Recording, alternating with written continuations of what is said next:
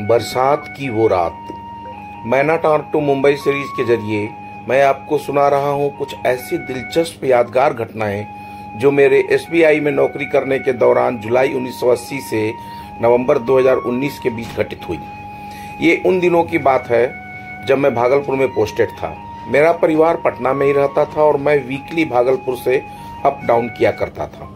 तो एक रविवार की रात फरक्का एक्सप्रेस से मैं पटना से चलकर भागलपुर स्टेशन पर रात्रि के 2 बजे उतरा। हल्की हल्की बूंदाबांदी हो रही थी। मैं जल्दी जल्दी लपकता हुआ चल रहा था कि रिक्शा मिल जाए। उन दिनों भागलपुर में रात में रिक्शा बहुत कम हुआ करता था, तो जल्दी नहीं जाने पर फिर मिलना मुश्किल हो जाता। जल्दी से लगभग दौड़कर मैंने एक आखिरी खाली रिक्शा पकड़ लिया। रिक्शा चल पड़ा। सड़क पर घुप अंधेरा था। स्ट्रीट लाइट की हल्की रोशनी थोड़ी थोड़ी दूरी पर दिख रही थी, मगर सड़क तो एकदम नहीं दिख रहा था।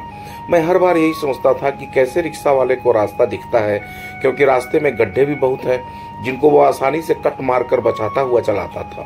शायद दिन भर चलाने से रास्ता याद रहता होगा। अभी मैं ये सब सोच ही रहा था कि थोड़ी दूरी पर एक सफेद साड़ी में एक औरत दिखी जो रिक्शे वाले से जोर जोर से झगड़ रही थी। शायद रिक्शा पंक्चर हो गया था। अब इसमें रिक्शा वाला क्या करेगा बेचारा। लेकिन जैसे ही मेरा रिक्शा उसकी बगल से गुजरा, उस औरत ने मेरा रिक्शा रुकवाया और झट से उस पर चढ़ गई और मुझे ठेलकर मेरी बगल में बैठ गई और रिक्शे वाले को आदेशात्मक स्वर में बोली, चलो। रिक्शा वाला रिक्शा चलाने लगा, लेकिन मुझे बहुत अजीब लगा। ये क्या बात हुई, न जान न पहचान, मतलब ऐसे इतनी रात में एक अनजान औरत मेरी बगल में बैठी थी और वो भी सफेद साड़ी में। मुझे एक सेकंड के लिए बहुत जोर से डर लगा। कौन है ये औरत? मुझे उसकी तरफ देखने की हिम्मत नहीं हो रही थी, तो मैंने रिक्शे वाले को ही डांटना शुरू कर दिया कि उसने रिक्शा क्यों रोका और ऐसे किसी को कैसे बिठा लिया मेरे साथ। वो बेचारा क्या बोलता, उसको भी कुछ समझ में आने से पहले ही ये औरत रिक्शे पर चढ़ गई थी। अब वो औरत मेरी तरफ देखकर पूछी, कहाँ जाएंगे आप? मैंने बिना उसकी तरफ देखे जवाब दिया, खंजरपुर। वो बोली, ठीक है, मुझे भी उसी तरफ जाना है, मैं रास्ते में उतर जाऊंगी होटल के पास। फिर वो बुदबुदाने लगी कुछ। मैं समझ नहीं पा रहा था। मैं सचमुच डर गया था। क्या ये कोई भूत तो नहीं? प्रत्यक्ष रूप में मैं रिक्शे वाले को फिर से डांटने लगा। ये क्या तरीका है, इतनी रात में क्यों वो किसी अनजान औरत को मेरे साथ बिठा दिया? अब की बार वो औरत जोर से बोली और मुझे बताने की कोशिश करने लगी कि क्यों वो रिक्शे पर चढ़ी। वो बोली, देखिए, मेरे रिक्शे का टायर पंक्चर हो गया। पटना में मेरी बेटी रहती है, मैं उससे मिलने गई थी। मेरा बेटा मुझे लेने आने वाला था स्टेशन पे, लेकिन वो मुझे नहीं मिला। मिलेगा कैसे? वो आया ही नहीं होगा, सोया रह गया होगा। मेरा बेटा पत्रकार है। मेरा घर होटल के बगल में जो पान दुकान है ना, उसी के पीछे है, सफेद रंग का 2 मंजिला। और भी वो बहुत कुछ बोल रही थी, लेकिन मुझे कुछ सुनाई नहीं दे रहा था। बार बार वो अपने बेटे को कोसे जा रही थी। इतना बेपरवाह बेटा, बताइए, स्टेशन नहीं आया हमको लेने। हम जानते हैं वो सोया ही रह गया होगा। फिर रुक कर बोली, पत्रकार है ना, देर रात तक काम करना पड़ता है, नींद नहीं खुली होगी। लेकिन मेरा दिमाग एकदम समझ गया था कि ये भूत ही है। ये औरत कभी ट्रेन से आई होगी, इसका बेटा इसको वादा करके स्टेशन पर लेने नहीं आया होगा, इसके साथ कुछ घटना घट गई होगी और ये मर गई होगी। और अब ये हर रात किसी न किसी अकेले व्यक्ति के साथ रिक्शे पर बैठकर अपने घर पहुंचती होगी। हाँ, मैंने ऐसा किसी कहानी में पढ़ा भी था। मेरे पूरे शरीर में एक ठंडी लहर सी दौड़ गई। क्या मेरे बगल में कोई आत्मा या भूत बैठी है? भूतों के पैर उल्टे होते हैं। मैंने सिर नीचे किए उसके पैरों को देखना चाहा, लेकिन गुप्त अंधेरा था, कुछ दिखा नहीं। आगे कुछ दूरी पर लैंप पोस्ट की रोशनी थी। मैंने सोचा वहां पे देखूंगा, लेकिन रिक्शा जैसे ही लाइट के पास पहुंचा, लाइट ही ऑफ हो गई। अब मेरा डर और भी बढ़ गया। वैसे भागलपुर में बिजली का आना जाना लगा ही रहता था, मगर ऐन वक्त पर ही क्यों ऑफ हुआ? भूत लोग कुछ भी कर सकते हैं। अब बारिश भी तेज हो गई थी। मैं डरा हुआ था।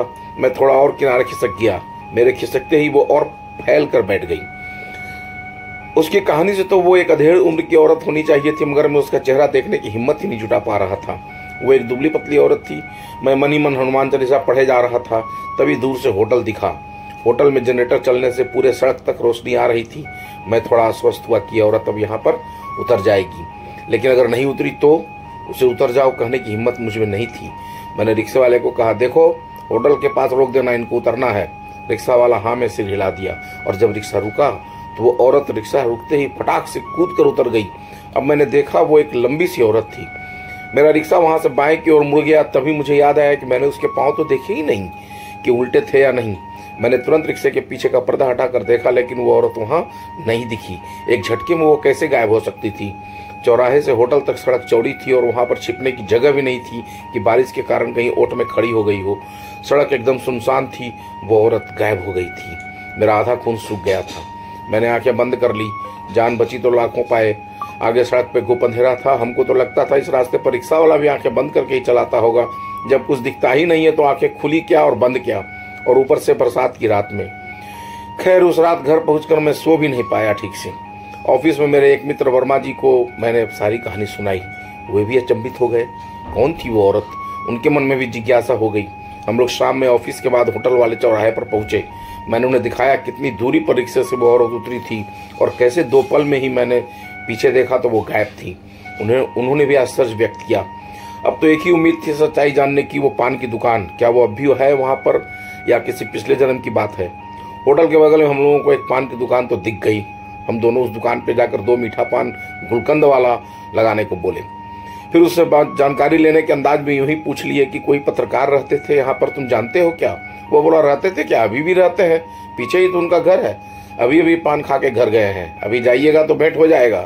फिर वो निकल गए तो कब आएंगे पता नहीं, बहुत बिजी रहते हैं। यहाँ तक तो सब सही लग रहा था। अब उसकी माँ के बारे में जानने के ख्याल से हमने पूछा, अच्छा उनकी माँ भी तो यहीं रहती थी? पान वाला ने तुरंत कहा, हाँ वो भी साथे रहती हैं। अभी कल रात ही में तो आई हैं पटना से, गई थी बेटी से मिलने, बराबर जाती रहती हैं। यही एक बेटा और एक बेटी है उनको। ये लीजिए आपका पान। और उसने हमें पान थमा दिया। लेकिन पान के साथ उसने जो इन्फॉर्मेशन दिया हम लोगों को, उससे हम दोनों एक दूसरे को देखकर खिलखिलाकर हंस पड़े।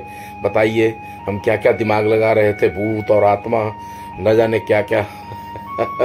तो दोस्तों, मैना टार टू मुंबई सीरीज में आगे भी कुछ दिलचस्प कहानियों को लेकर हाजिर होऊंगा अगले वीडियो में। मेरी पोस्टिंग मैनाटार से शुरू हुई, फिर ट्रांसफर होते हुए छपरा, पटना, भागलपुर एवं पूर्णिया होते हुए कॉरपोरेट सेंटर मुंबई से रिटायरमेंट हुई। धन्यवाद।